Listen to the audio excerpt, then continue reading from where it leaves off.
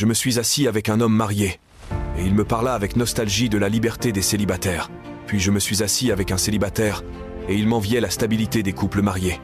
J'ai parlé avec un riche, il aspirait à la simplicité des pauvres. Et j'ai parlé avec des pauvres. Ils rêvaient de richesse et maudissaient leur pauvreté. J'ai échangé avec un intellectuel. Il se plaignait de la difficulté de vivre avec sagesse dans un monde d'ignorance.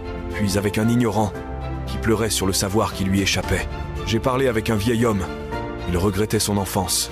Et j'ai parlé avec un enfant qui ne cessait de demander quand il pourrait enfin grandir. Mais lorsque je me suis assis avec moi-même et que j'ai écouté mon âme, elle m'a dit « Tout ce monde est malheureux, non pas parce qu'il manque de tout, mais parce qu'il lui manque une seule chose, la satisfaction. Voilà notre faiblesse humaine.